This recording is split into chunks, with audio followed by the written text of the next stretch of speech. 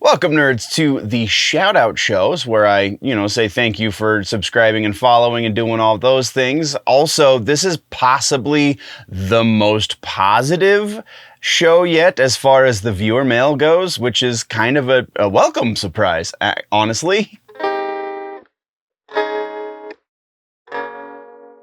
So this is for the month of August. I know we're running a little behind on this, but that's the reason why we're only doing these once a month, because better to be running behind once a month instead of running behind every week. So this is for the month of August. If you have subscribed or left a comment that I've probably responded to already in text since the month of August has ended, you will get your very own thing, response and such, shout out and what have you, next month in October when we talk about September. So yes, this is just for the month of August. So also super excited that this is still the case, but we are still moving forward in such a way that it's going to be difficult for me to call out everybody individually. So we're just going to have to do the screens like we did last month. So thank you very much, nerds, for all of the enthusiasm and the support and all of the new subscriptions and follows.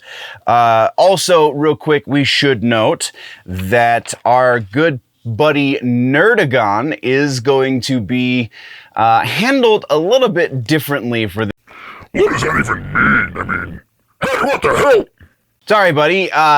It's difficult to edit you in unless we do it this way. So we're going to have a still image of you while you're speaking. There, you will still get your chance to do the subscription things and stuff like that. But, it's just, part of the reason we're running behind is because I don't have enough time to do these. Yeah. Just get on with it already, will ya? Okay. I think I've made him upset, nerds. So we should just get going with this. So without any further ado, for the main YouTube channel, these are our new subscribers.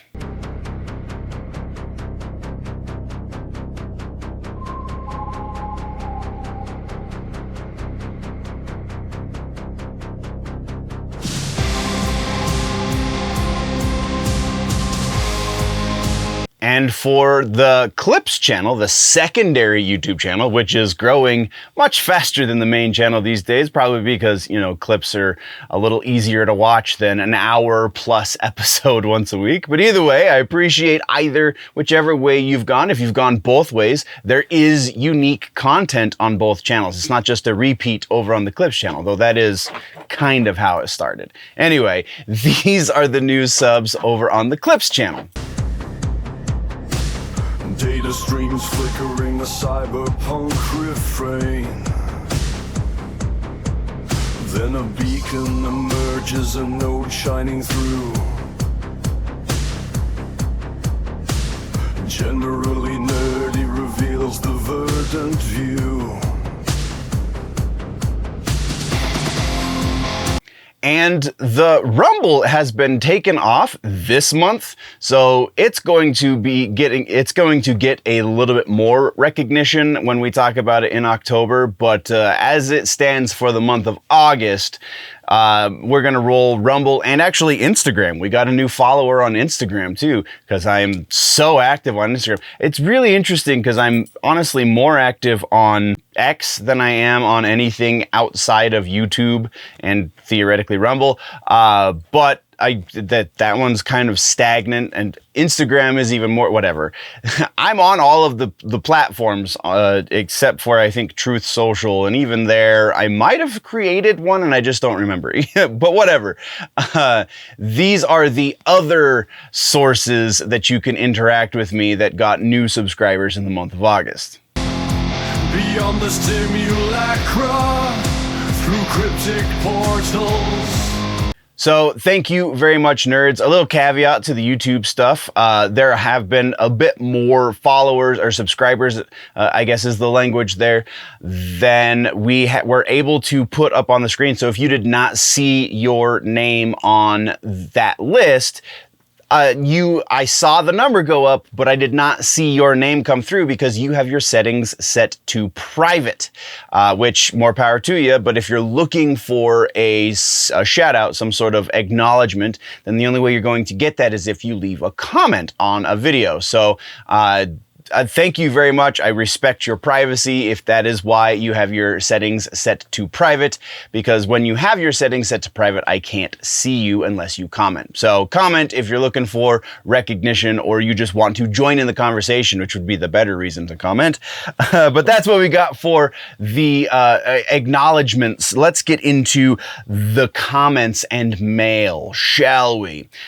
So a whole lot of interesting stuff. This is very potentially the most positive this section has been for some time.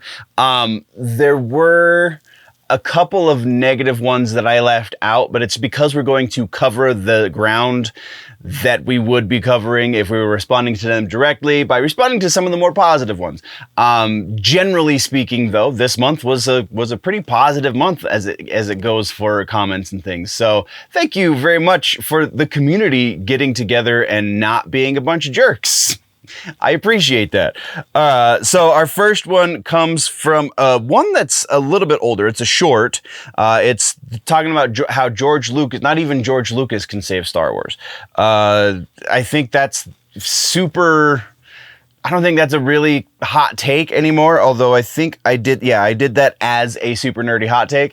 I really don't think that's much of a hot take. I think that people have really come around to the idea that we didn't like Lucas by the time he sold the franchise to Disney, so why would him coming back be a boon for us now? It just doesn't make sense. Anyway, so this comment comes from Bennett Richard 3390, and Mr. Bennett Richards says, They just need to stop with the movies and shows.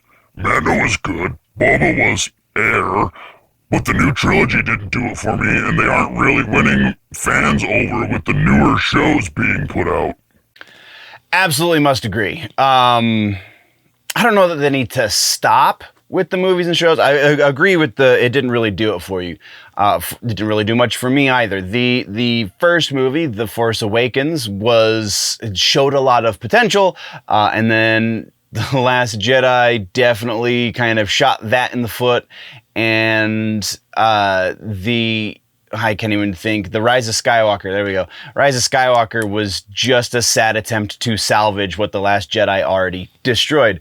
So, as far as that goes, I mean, like, you have to remember, Disney is the reason we got Rogue One, and Rogue One is one of my top 3 Star Wars movies. Like, I legit put that in front of The Return of the Jedi. I think Rogue One is a stronger movie than Return of the Jedi. So yeah, just for the sake of clarity, I would say my top 3 movies as far as Star Wars goes specifically, I would say Empire Strikes Back is number 1 because that is easily the best film in the entire saga, and then the first movie, New Hope, whatever you want to call it, Star Wars, that is the second movie because it kind of started everything, so it deserves a lot more credit than I think it would get if it were just a movie unto itself. And then Rogue One is just a fantastic movie. Like, you get the last 5 minutes of that movie is the exact reason why everyone in the galaxy fears Darth Vader, and we get to see that happen. I mean, it's not the specific instance, but it is a prime example of his power that we don't really get much in the Holy Trilogy. So yeah, I think that reason alone, not the least of which, you got Alan Tudyk doing the voice of K29 or what is it, K9 at K29SO.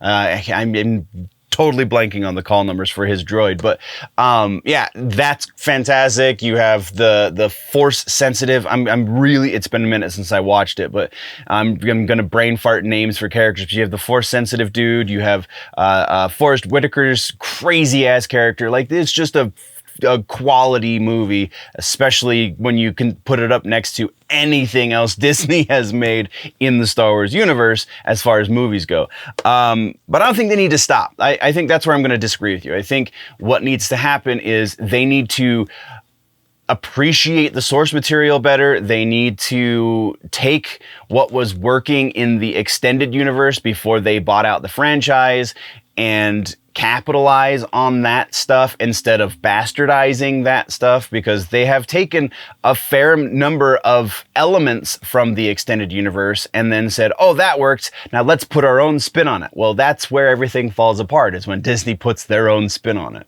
So they just need to do like Marvel has kind of learned, at least is starting to learn. They need to respect the source material and give the fans a little bit more what they're expecting. Maybe not everything, because I do think that there is something to be said for an element of surprise, in that if you know exactly how a movie's going to play out, then it becomes less interesting. So you have to keep fans on their toes, but you also have to keep fans happy.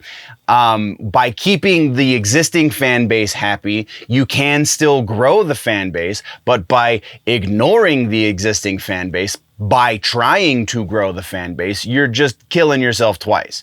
So I think that's what needs to stop. They need to get people in there like Jon Favreau, like Filoni, who know, understand, and respect the source material, and let them do their thing, and get people out of there who don't know the source material, who don't respect the source material, and who just are in there for their own political reasons and not because they want to tell great Star Wars stories. So that's what needs to stop. If you can get creatives in there that hit those qualities, you're going to get fantastic Star Wars stories. And then you can also do all of the social things too, but the fantastic Star Wars story has to come first. Anyway, I'm rambling. Let's move on, shall we? Our next video that got some love in the month of August is the Katy Perry reaction video. Yes, I did a Katy Perry reaction video. It was Katy Perry's Woman's World Nerd Reacts. It's over on the main channel. So these, I mean, here, let's get into these. First one comes from Harry CK Music, and Harry says, "This song is boring AF, and I'm gay." Boring AF. I don't know that I would ever quantify Katy Perry's music as boring. Predictable, sure, because it's pop music, modern pop music, and modern pop music by and large is very predictable, especially when you get down to like structure and theory and stuff. But most, there is definitely exceptions to that, but most modern pop music, I don't know that boring qualifies, but I mean, to each their own, I guess. Our next one comes from Noble Profession, who is not spelled correctly, but Noble Profession says, "The real hate I was seeing for it was because producer Dr. Luke is a rapist. Also, it's only sexual stuff is..." What the hell does... that doesn't make any sense. Alright, let's try that again. Also, the "it's only sexual stuff" is probably because he also produced an album called Slut Pop Miami, which is beyond. Slut Pop Miami, huh? Alright, gotta check that out. So, yes, I don't fully know why I didn't see that before I did the reaction. Probably at least partially due to the fact that I had to seek out the video because the YouTube algorithm doesn't send me a lot of major pop acts, so I didn't know that it had released until I saw somebody else talking about it, and then I was like, oh hey, I kind of dig Katy Perry. She's got a pretty decent voice, and I mean, previous records have not been terrible, so it would be an interesting thing to do a reaction video for. So the whole Dr. Luke angle was not on my radar really, because I didn't know Dr. Luke produced it, because the point of the video that I saw talking about it before I did the reaction was the backlash for the dancers in the video, and the backlash for all of the things that I put in the reaction video. People were talking about the sexualization and blah, blah, blah, blah. So yes, since I did the reaction video, I have seen the Dr. Luke hate, and which is absolutely justifiable because Dr. Luke has a pretty horrible reputation. Horrible reputation in the pop community because of the way he dealt with Kesha, and I'm pretty sure he was at the center of the whole Taylor Swift issue as well, which is why you now have Taylor's version of all of her back catalog, because Dr. Luke and there was another producer involved with that as well, I believe, or maybe it was just the record label. Either way, they were, they own the original masters, and so in order to get the rights to her own music, Taylor just re-recorded her stuff because they were being nasty about the situation, which it doesn't look good for Dr. Luke. And again, I very well could be misremembering that, but either way, I do know it's at the very least the Kesha situation, which is why you called him the grapist. And yeah, again, very justified for why people would dislike that track because it was produced by Dr. Luke. So yeah, I agree. And I don't do research. That's the thing. For a reaction video, I don't research a lot of the peripheral around the reaction video. Part of that is because I want to keep it as pure of a reaction as possible. So if it's an artist that I haven't reacted to before, if it's an artist I don't actively listen to on my own time, I feel like that's kind of one of the purest reactions, right? Because if it's an artist that I've been exposed to, or an artist that obviously I know well, then I know what to expect. But if it's an artist that, either way, I'm gonna ramble for a second. So if it's a completely cold reaction, I think that's some of the best potential content when it comes to reaction videos. So I don't do research, even if it is an artist that I am familiar with or that I am a fan of. I don't do research necessarily about the song. We will, because the way I structure the reaction videos, we will do a little bit of research into the history of the artist. But as far as like production on the song, I will do that research after the fact if I'm particularly impressed by the production. But again, if I know who the producer is, I know what to expect because I kind of, follow certain producers because they do really good things. And I try to emulate my personal production work by listening to them. So, by emulate their personal production work. Anyway, so yeah, that's part of the reason why I didn't know that, because I just don't do research for a reaction video. That seems counterintuitive to me. So we do have one more here, and this one's borderline not super positive, but more so because of the other things this person commented, not necessarily because of this specific comment. But this comment comes from and I'm pretty sure this is how they intended the name. Bob Kulo is the next comment, and old Kulo says, Hey, that means butthole, right? Alright, Bob Kulo. It's a bop. Best song of year. Best visuals, best production, no matter, they say. Just matter, Katy Cats, the fan base of Queen Perry. This person's English is terrible. And their name is Butthole, right? That's what that is. Yeah, yes, Nerdagon, that is Spanish for butthole. Okay, so good old Bob. It's a bop, best song of the year. I don't think I know what a bop is in this modern slang that this person seems to be making up on the spot. The other comment that they left on this video was something along those lines too, but very much more negative for the haters. But I don't. Katy Perry fans are pretty vast. There's a lot of them, and there's a lot of overlap between Katy Perry fans and like Taylor Swift fans and Lady Gaga fans, and it's pop music. Like if you like modern pop music, then you probably like all of those big artists in the scene. I don't know.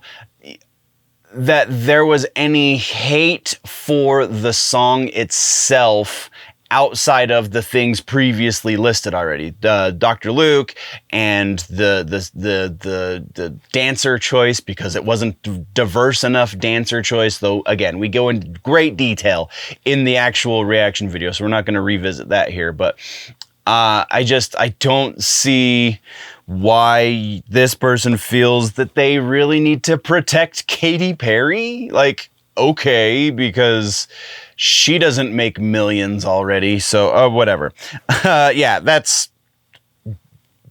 Keep fighting the good fight, Mr. Bumhole.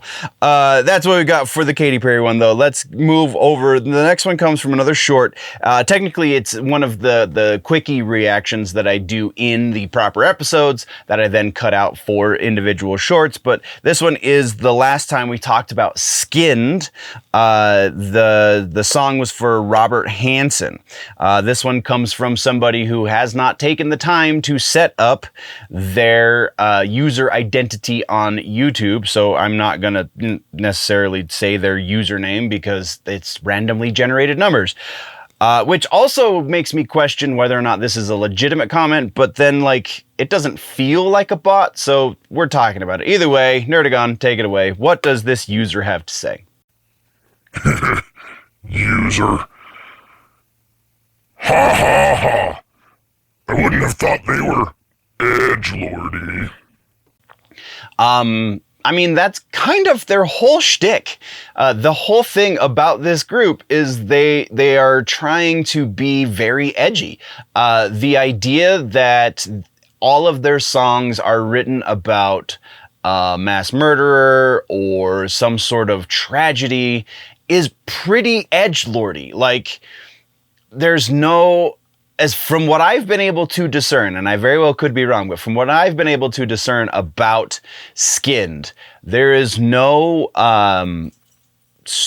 real social commentary. It's all just specific commentary on the person or the event that they're writing about. So there's no real deeper meaning. Again, as far as I've been able to discern, it seems that really they're just trying to shock and awe for the sake of shock and awe, which is kind of an edgelord thing to do. I don't know how else you can see that. So I don't know, maybe I'm wrong. Tell me in the comments. We'll continue the cycle. That's what we got for that one, though. Next up, we're talking, this is apparently going to be a long one. Skillet reaction video. I don't remember what the song was, but it's the most recent Skillet single, I believe. So this comment comes from Steve W928, and Steve says, I prefer non-catchy, as then I don't have to deal with the song running through my head for a week. /S.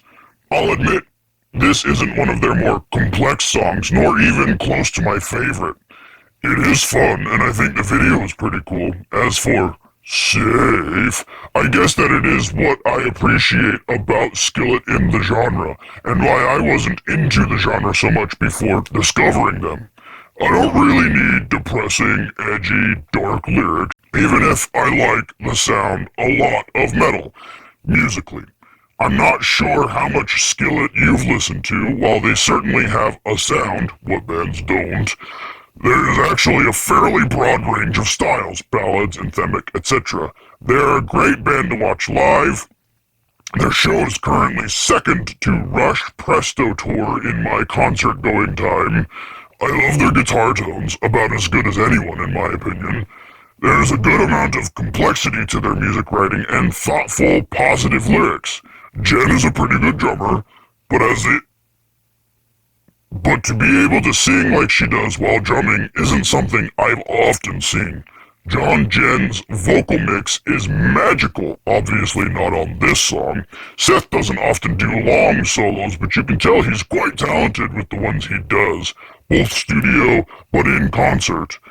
Corey is pretty amazing when you consider all she's doing in many of the songs, along with rocking out with crazy energy. And she's in her 50s. Okay, so let's take this a chunk at a time, I guess, because that was a lot. Not all metal has dark, depressing, edgy lyrics. Honestly, some of the best metal doesn't. Just introspective and thought-provoking, I guess, is a fair way to say fair way to quantify what equals a quality metal lyric, I guess. Something that gets across meaning, the meaning of the song very well, or something that brings across an idea that maybe was challenging to begin with, and the more you listen to it, the more you can understand and incorporate it into your own personal philosophies at XYZ. Like, listen to any Killswitch Engage record and tell me those are dark, negative lyrics, because they're not. The Killswitch Engage lyrics are the kind of lyrics that make you want to get up and go out and change the world. Much the same way that Hatebreed is the most angry motivational speaker you've ever heard. Yeah, he sounds like he's super angry because of the tone in his voice, but if you really listen to the words of a Hatebreed song, Jamie is really just trying to make you a better person. And that's pretty freaking awesome. There's plenty of other examples that you could go into for this kind of stuff, but like, there is definitely some of that, some of the darker edgelord kind of things in metal that is definitely a draw for some people. But I would say the vast majority of metalheads, which you seem to be relatively new to the scene, so welcome. But the vast majority of metalheads really appreciate the stuff that speaks to their soul, the stuff that is cathartic to listen to, which is why studies show that if you identify as a metalhead, you're probably rather well-adjusted, more well-adjusted than most other people who specifically listen to one genre over others. So, I mean, like, I feel like that is a miscategorization that a lot of people who don't understand the genre really fall into. They can't get past the screamy vocals or the aggressive guitars or the dissonant tones or whatever, and they just say, oh, that's angry music. Oh, that's evil music. While, yes, again, some of it is definitely devil worshipping and whatever, that is not the majority of the genre in my experience. So there's that. As far as what you say specifically about Skillet, they don't have a broad range of styles. They write by your definition, they write a range of different kinds of songs, but that does not change the style of the band. Honestly, and you definitely give you credit where credit is due. There is very few bands in the world of any size who can jump from style to style. Honestly, the best example that I can think of would be King Gizzard and the Lizard Wizard, because they legitimately, from record to record, are in a different genre of music, which would quantify changing styles. Ween is another band that does this rather well, and sadly, Ween is gone on indefinite hiatus because I think it was Jeaner is ill. I don't know. I have to get a hold of. I do know people in that camp, and I haven't talked to Dave for too long at this point. Love that guy. Anyway, sorry, tangents. So yes, not many bands change their style. Very few bands actually change their style. So I can't remember specifically what I said in the video that would prompt that comment, but probably what I was saying is that something along the lines of talent, because then you go into great detail about the talent breakdown of the band and the specific names. Yes, I do honestly appreciate when they do it well, because some of the singles that I've heard, because that's really my biggest exposure to Skillet, has been the singles that have been on the radio and satellite radio and such. Sometimes the vocal interweaving between the two vocalists is very incredible, is really, really cool. And this, again, as you said, was not a prime example of that. Technicality, though, when we get into musicianship, is not really a place where Skillet shines. They are pretty basic. The juxtaposition that I can make, one of my favorite bands of all time is Dillinger Escape Plan. And don't try to go into the Dillinger Escape Plan lyrics and make really any sense of that, because a lot of what Petrucci was doing was word vomit. He was just finding things that sounded cool and then rhyming them, is basically how I've been able to like differentiate the early stuff. I don't know. The later stuff, he started making sense and started trying to get forth ideas across. And now that he's doing the Better Lover stuff, there's definitely deeper meaning to his lyrics. But if you go back and listen to Miss Machine, which is probably one of the best examples of why I love Dillinger Escape Plan, there's very little coherence in those lyrics. Anyway, if you take any one of those songs off of Miss Machine, or even Calculating Infinity, their first record before Petrucci joined the band, that's technical music. That's what some would refer to as mathcore. I don't know that it necessarily quantifies as mathcore, but maybe it does. Either way, that is technical. Writing a really cool riff, not usually a technical issue. As far as it's still, I'm not trying to cast any shade on people who can write really good, catchy riffs, because some of the best riffs out there, I'm specifically thinking of Walk by Pantera, like two notes.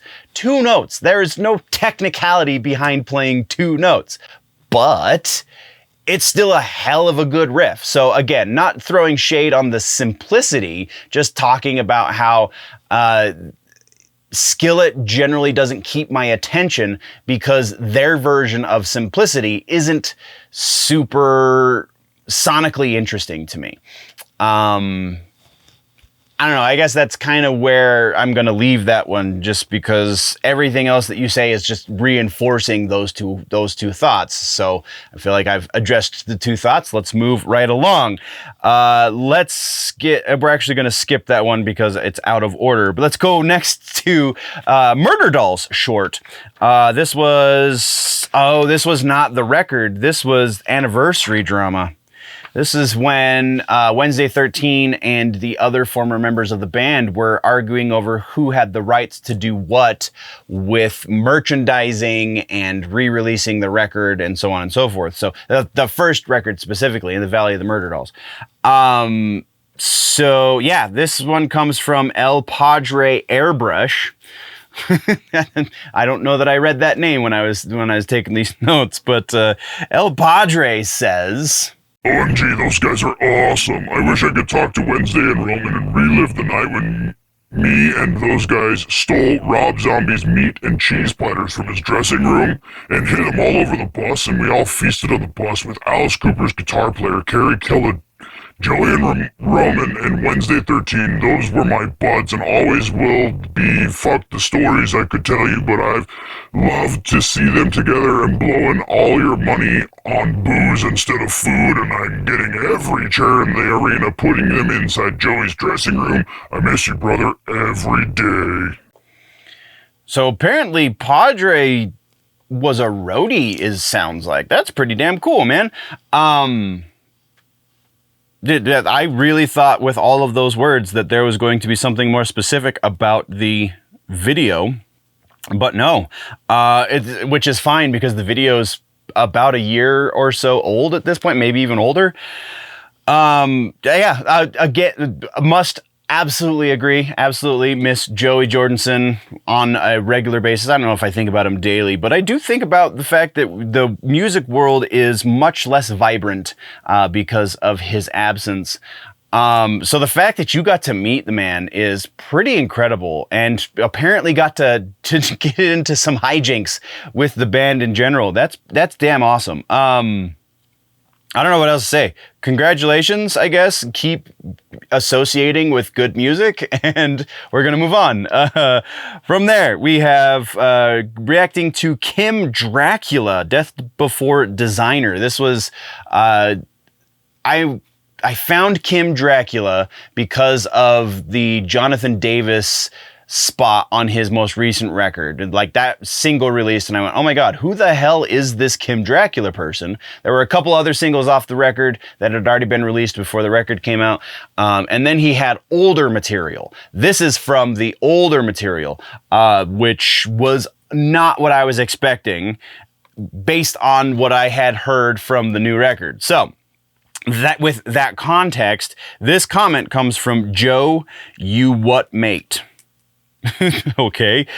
Joe says, if you want Kim singing in a deeper voice, Rosé is definitely a go-to. It's mostly a ballad.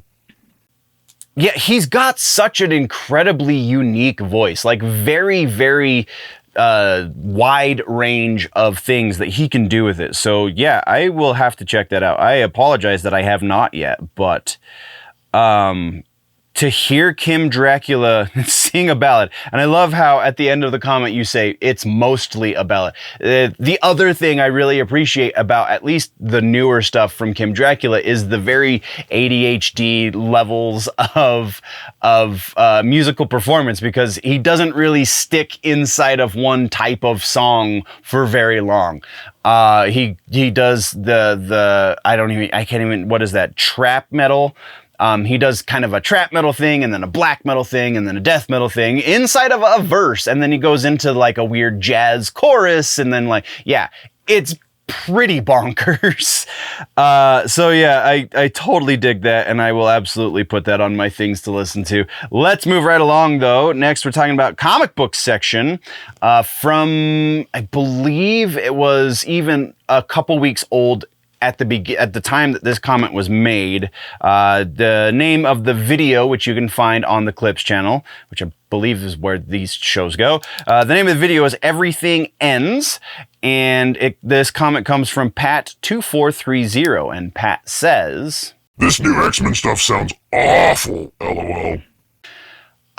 So we've had a little bit of a back and forth, Pat and I, in the comment section on this video, because I wanted a little bit more clarity as to why he thought that this was awful. And he said that basically turning an existing character evil seemed lazy to him, I think, is kind of the gist of the back and forth that we had about that specifically. To which I say, I don't necessarily think that that's lazy writing. I think, honestly, some of my favorite mythologies take an existing character, be good, bad, or otherwise. They take that archetype, that character archetype, the style of, you know, what makes that character good, what makes that character bad, or whatever, and then makes you question why you think that, and then changes the character in some fundamental way that seems natural, and then changes their alignment to the opposite of what it was before. So I think there is a really interesting philosophical conversation that doing such things can bring up. I don't know that they're doing that with the X-Men stuff, because I'm still not reading it. But I'm gonna try and get back into the comic books. I say that a lot, and I do from time to time get back into. I'll be at the comic book shop every week picking up new books, and then life happens, and I got to be an adult again, and whatever. So I feel like I can't be overly critical of what the X-Men story is doing specifically, because I'm not reading it. But acknowledging that there is potential for it to be great, potential for it to even save the X-Men side of Marvel, is definitely a real potential. I think to just automatically assume it's going to be bad because they're taking somebody that you like in one light and flipping it on its head and making them not even a completely different alignment from what I understand of this X-Men plot, the X-Men arc. It's more he's just seeing the same world slightly differently and questioning it. And it's even more interesting that the kind of sort of ambiguously moral rogue is the one that is the opposite to the very unambiguously good guy Cyclops, where Cyclops is now starting to question, his delivery and starting to question the importance of mutants over humans, etc. Rogue is the antithesis to that. She's becoming the good guy to Cyclops' bad guy, whereas not that Rogue was ever necessarily like, you never really doubted her alignment, but she definitely wasn't the most stellar. Like, she didn't have the best, like, solid stance behind her. She was kind of in this kind of ambiguity situation, while still aligned. What would that be? That would be chaotic good. Whereas Cyclops previously was a I can't even think of the grid right now. He was a good, structured good. I don't know, whatever. Yeah, just taking those character archetypes and then kind of changing them slightly, and then having that slight change, that slight difference, branch out into something that just becomes a very different character. I think that's really interesting. So I don't know if it sounds awful, but definitely if you're reading the current X-Men comics, then please let's have that conversation, because I'm super intrigued by it. Next we have... This was a proper week in nerddom. Oh, this is starting the Mushroomhead stuff. Okay, so the next couple of videos that we're going to get into, actually, all of the last bits of this is going to be dealing with Mushroomhead things. So we'll talk about the person who commented on this is from Pat as well, Pat2430. Comes from the Drama Never Stops. This one is when we came back to Mushroomhead the third time, I believe. So the very end of the month. Again, this comes from Pat2430 once again, and Pat says, I'm cheering for Jeffrey. I really hope he gets his payout. Takes some of that money and starts up another band with former members. I want to like Mushroomhead, but I just can't support a dude like Skinny. I absolutely agree. I do still like Mushroomhead. So if there is a band on tour that is being led by Skinny and goes by the name Mushroomhead, and they're going to be performing those original songs or anything basically up until Beautiful Songs for Ugly Children or Righteous and the Butterfly. I always forget which one of those came out after, but the up until Jeffrey left, let's say. If they're doing those songs live, I'm very likely going to be buying a ticket. I don't know, man. It's difficult. I will agree. It's difficult to support somebody like Skinny, especially knowing what we now know about Skinny. Like, that is more than shady. So yeah, I feel like there's a lot of like turmoil when it comes to things like that inside my own head. So I absolutely must agree. I want Jeffrey to do the thing. I want Jeffrey Nothing to win the lawsuit and get what he's owed, and we're gonna get into that a little bit. I'm pretty sure that guy commented in August, but get what he's owed. And also try and get for the other members of the band, current and former, get them what they're owed too as a result of Jeffrey's lawsuit. I think that would be fantastic. I'm pretty sure somebody at some point said that Church is named as a plaintiff on Jeffrey's lawsuit as well. So Tommy Church, who did a lot of production stuff, was a guitar player for quite a while in the band. is apparently also named as plaintiff in this lawsuit. So at the very least, Jeffrey Nothing and Tommy Church are going to get theirs.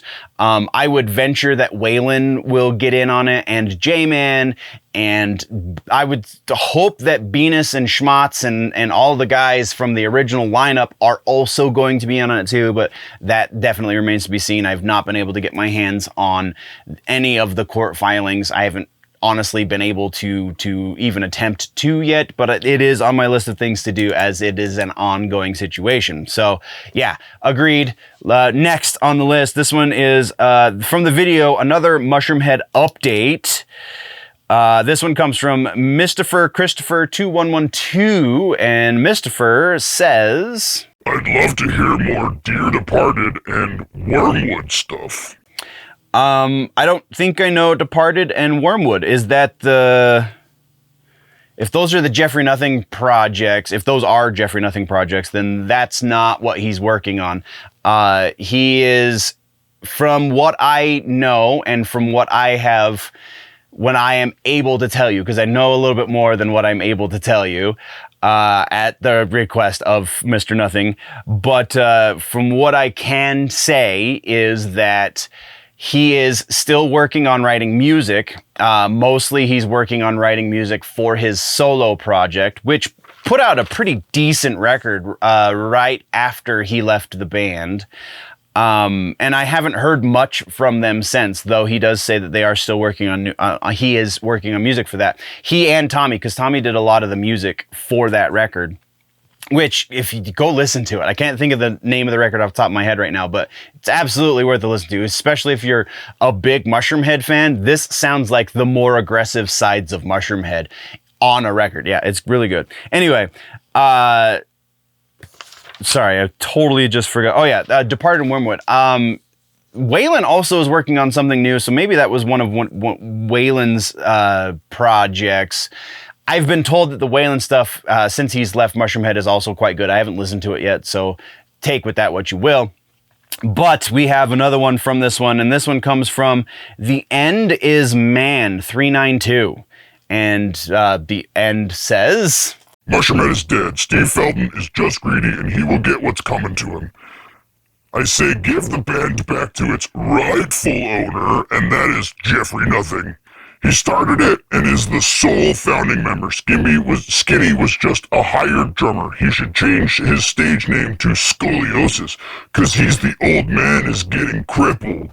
Okay, the band's rightful owner, that is where this lawsuit situation gets super muddy, because at least as far as the BMG listings and as far as the official documents around the Mushroomhead music are concerned, Dave and Steve Felton, so Skinny and Gravy, are the songwriters for a lot of the early work, for most of the early work. Then you get Tommy Church in there, who gets songwriting credits. They left Jeffrey and J-Man, Jason Popson, they left them off of the BMG listings, which is super shady. Because, from my understanding of the situation, Jeffrey wrote those lyrics. J-Man wrote the lyrics. The lyrics that they performed were written by them. Other members of the band, I'm sure, contributed to the lyric writing, but majority of the lyric writing was written by the vocalists.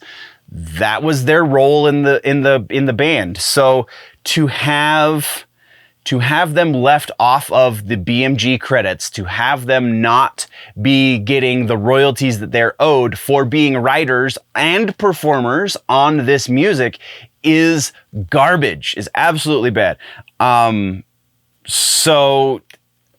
But Skinny and Dave, Steve and Dave, tell him Steve, Dave, Skinny and Gravy both are also writers. So Skinny deserves something, because he wrote the music. Like that those should be equal parts. The music and the lyrics are equal in the eyes of the law as far as music law is concerned. You're both contributors. The really shady part about it is, apparently, and again, I haven't been able to get my hands on this yet, but apparently Skinny has listed other people who don't exist on the rights. So he's collecting for these non-existent people the extra money, which is even worse. So a lot of this is going to come out in the lawsuit, I'm sure, about the details as to how that was allowed to happen and et cetera, et cetera. So yeah, calling Jeffrey the rightful owner is maybe a step too far, but rightful co-owner of the band, yes, I would say that would be an accurate statement. And also trying to stop Jeffrey from doing the other project that we talked about that started this whole mess, I think is really shady if that's what's going on behind the scenes. So yeah, that's what we got for that guy. Let's move over next to, this is the most recent music section discussing this, that's up on the Clips channel, where we're talking more specifically about the actual lawsuit. So the first one comes from Donkey Puncharello. And this actually isn't a Mushroomhead comment. We have a couple here that are not actual Mushroomhead comments, are just from the music section of that video. So Donkey says, that chick has been in the band with Marilyn Manson for the last few months.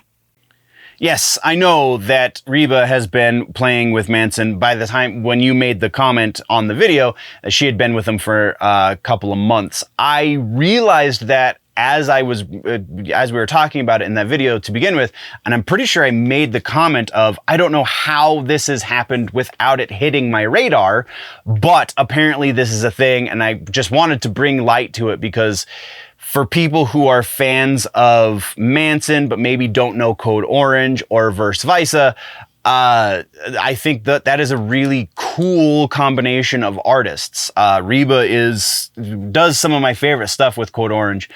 So to see her potentially, I mean, at the very least, she's on tour with Manson, but that also potentially means that she could contribute to the next record, which I think would be really freaking cool, because the last time Manson collaborated with an artist that I really dug, which was Tim Skold back on the Golden Age of Grotesque, that's my favorite Marilyn Manson record of all time at this point. So, like, to have Reba on a record potentially just opens up a lot of really cool options in my mind. So that was why I talked about it late. I did recognize that it was late because she'd been in the band. They were actually currently on tour when I finally got it, or when it got to my ears. However the hell it took me that long, I don't know. So yes, I'm aware that I'm behind the eight ball on that one. The next one comes from Fohogoro. Fohogoro says, Hi! Cannon fodder would be Kanonenfutter in German. Kanonenfieber is cannon fever. Smiley face. Thank you for correcting me. My German's terrible. I know very, very, very little. So the fodder and fever being phonetically very similar is what was throwing me off. So yeah, that's pretty freaking cool. Cannon fever. I'm wondering if that is some sort of World War I reference as well, being as that's kind of the shtick for Kanonen fever. Like, I feel like that's maybe, is there some term that I don't know? I don't know. Any World War I nuts out there, definitely let me know if cannon fever was some sort of saying. Maybe it was a diagnosis that we gave people for mental issues coming out of the war. I don't know. That would not surprise me, but I don't know. So let's move on. Next we have coming from David Stonerook 3868. David says, Thank you for paying tribute to Jack Russell of Great White. Jack was an amazing singer. Jack will be missed. A bunch of emojis. Yes, absolutely. I was not much of a Great White listener back when, I was in my younger years when they were a little bit more relevant to the conversation. But yeah, for sure. Jack Russell Great voice. Most of the dudes who came out of that scene that was part of being a vocalist in that scene is you had to have a good voice. So yeah, absolutely. I'm glad that it made you happy to see. So there we go. All right. And then still on that same music section, but now we're getting back into the Mushroom Head stuff. It should be noted there was a lot more comments on these Mushroom Head videos, but most of them were people just reminiscing about the good old days of Mushroom Head. Back, talking about their favorite record was Save Your Sorrow or 13 or XX or I think somebody might have name dropped M3 in there, which would make a little bit more sense than XX because XX was kind of just a glorified best of record at that point. So yeah, really, really cool stuff. I really dig seeing people reminiscing about like they saw Mushroom Head at the Agora Theater this year and blah blah blah. Or I'm from Cleveland and they're the coolest dudes ever. Like yeah, absolutely. Every time I've met the guys in Mushroom Head, they have always been super awesome.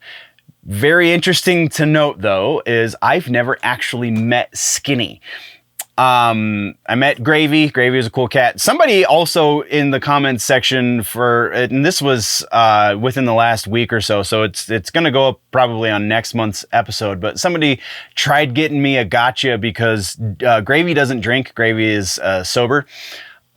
Which I feel like I knew somewhere in the back of my head, but I also very explicitly remember being at the bar and having him, I think he was trying to hit on the bartender who was, at the time, was my girlfriend's sister. So he was buying rounds he bought rounds for my vocalist, a couple of rounds, because we were sitting there talking to him. I was not at the time a drinker either. I was also sober. But so when I say that I had beers with Gravy, he and I both were sober at the time. He's apparently still sober. I definitely have a beer or two every now and then, but like, that's not to say that he was drinking. That is to say that he was hanging out while others were drinking, and he bought rounds because, I don't know, he appreciated the conversation I don't know. But that does not mean, I'm not trying to say whatever. We'll get into it next month. But so, yes, I think the dudes in Mushroom Head are all stand-up guys. For the most part. I got to sit down with Stitch. I got to sit down and talk. There's an interview on the main channel with me and Stitch. One of the last times that Mushroom Head came through my area. One of the last times that because they were supposed to come again about a year after that, and that got shut down for COVID. And then when things started rolling around again, they were supposed to come through while Stitch was still in the band, but it was in the middle of the winter, and so they got snowed out, so they couldn't. So that was, I believe, the last time that Stitch was on tour with Mushroom Head, and they went to Colorado. So very cool, super awesome. I'm super happy that I got to do that.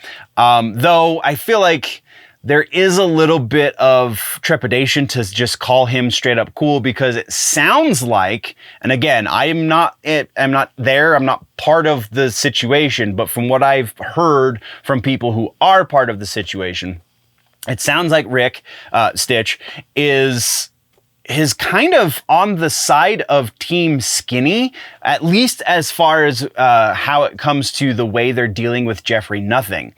According to certain parties, Rick is just as negative on Jeffrey Nothing's claim to that band as Skinny is, and also was just as negative to Jeffrey about Jeffrey's wife, who has now passed because she was sick, and so Jeffrey was trying to take care of her, and so, yeah. So there's definitely a little bit of shadiness there that I would really love to root out if I ever get the opportunity. So, but with that said, we do have a couple more comments to get to. First one comes from, this guy did comment on this in August. All right. So WMC128 is who this left this comment, and WMC says, Steve Felton and Dave Felton wrote most of the music. Tom wrote the keyboard. Jeff needs to let it go if he is really a Christian man. First of all, Dave and Steve wrote most of the music. That says nothing about the lyrics. So got you on that one at least a little bit.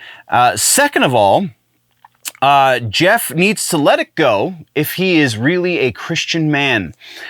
I don't know what part of Christianity you're referring to, but from what I know about the religion that I was raised in, you don't let people walk all over you. That is not part of being meek and humble. Part of being meek and humble is not being an asshole. But when you do work, there's nothing that says you should not be then compensated for said work. Matter of fact, if you want to quote scripture, give unto Caesar what Caesar is due. That talks specifically about taxes, but you can also use that in reference to what you have done, you get to be paid for. You get to reap the benefits for the things that you have done. So I don't know what you know about the religion, because it sounds like you are not a Christian person, because I don't think that would be an argument coming from a Christian person's mouth or hands in this instance, because that's just not a tenet of the religion, that you just do work for free and not get any sort of recognition for it. If it's church work, that's a little bit different, but still, you're not doing it for free. You're doing it for the glory of your deity. Like, so your argument still doesn't hold water. This person and I have gone back and forth in the comment section. They're very likely not watching this shout out show. So yeah, it kind of is what it is. But I hate when people who obviously, you don't believe in this religion. So when you try and throw it in my face, like, and you're trying to poke holes in it, like, you're not going to change my mind because I'm a believer and you are not. Like, that's just it. You need to come at it from a different angle if that's the end goal. But B, like, you also need to understand the tenets of the religion before you can make a valid argument. And it seems like that's not the case here. So our last comment this week comes from, this is interesting because it could go two different ways. It could either be Lexus Krusty World or Lex is Krusty World. I don't know. I don't know if this person is male or female, or otherwise. So I'm just going to say Lexus Krusty World, and that's who left the comment. And they say, Manson never made anybody dress any which way. Everybody dressed how they wanted. Also, the original people are not in the band anymore, and they were more eccentric. It's a different era now than in the early 90s when they were striving for attention to get known. Sex Pistols without Johnny equals not Sex Pistols, but I likely listen to it. They should just not call it Sex Pistols. I'm a die-hard fan, but I'm not in the band, so they can do what makes them happy, and I'll give it a chance. The Manson stuff first.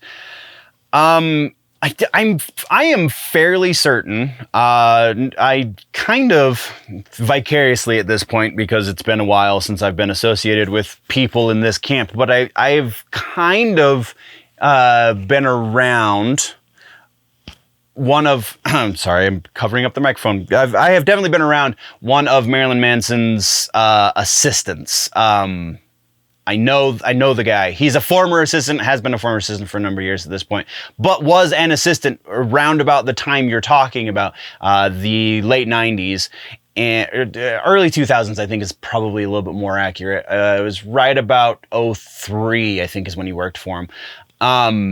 So to a certain degree, yes, you're right. There was not it was not explicitly laid out that you have to be, wear certain things, etc. But the unifying look was suggested, I guess I could say, was definitely encouraged. So yes, they weren't mandated to wear the gothy industrial things, but when they wore the gothy industrial things, they were commended. There was motivation for them to do these things. So that I think is a little bit more nuanced than the original thing that I said. So yeah, there's that. But then the Sex Pistols stuff, and you and I have gone back and forth also on this. I think that Johnny Rotten is overrated. I think that the Sex Pistols in general are overrated. I believe I've said at least once before, and I'm totally stealing this from a friend of mine, but the Sex Pistols are to punk rock what in your friend circle, your best friend's annoying little brother, that's the Sex Pistols to me. The guy that's just trying way too hard to fit in, yeah, that's the Sex Pistols to me. And mostly because of Johnny Rotten. I think a lot of that image is because of who the hell Johnny Rotten is and was.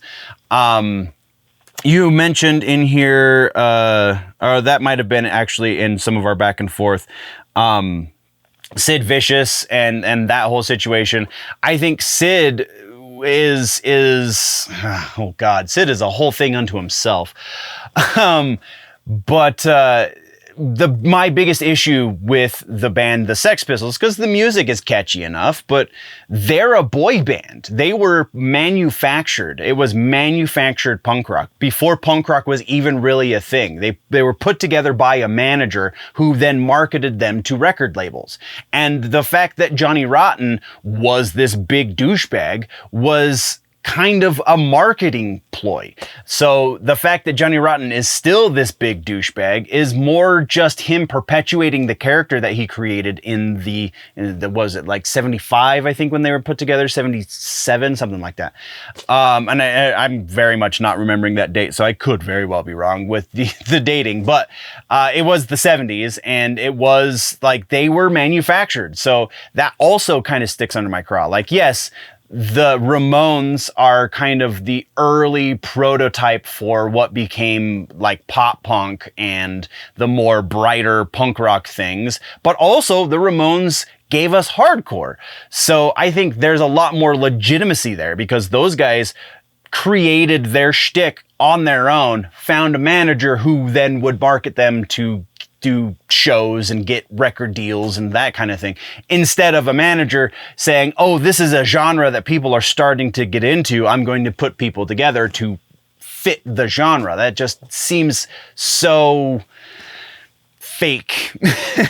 So yeah, that's kind of where I'm at with that. Yeah, do what makes them happy. I feel like they are better off without Johnny Rotten. And I think that's what makes them happy. So, I don't know.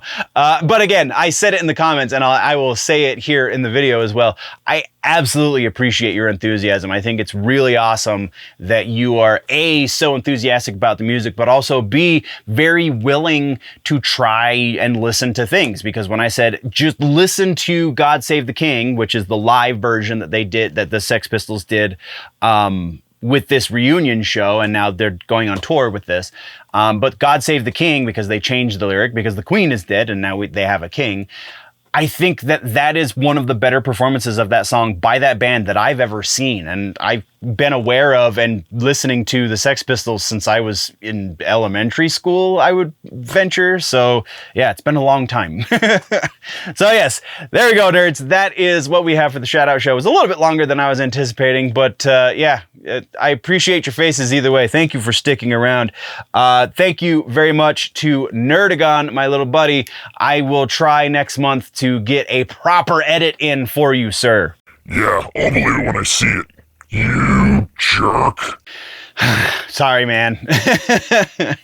Either way, thank you, nerds, for sticking around. Thank you for joining in the conversation. If you would like to get a shout out, and again, you are already subscribed or whatever, then find me on the socials. I'm on, like I said, on pretty much everything. Just look for Generally Nerdy. The Nerdy Ninja logo is everywhere you go, everywhere I go anyway.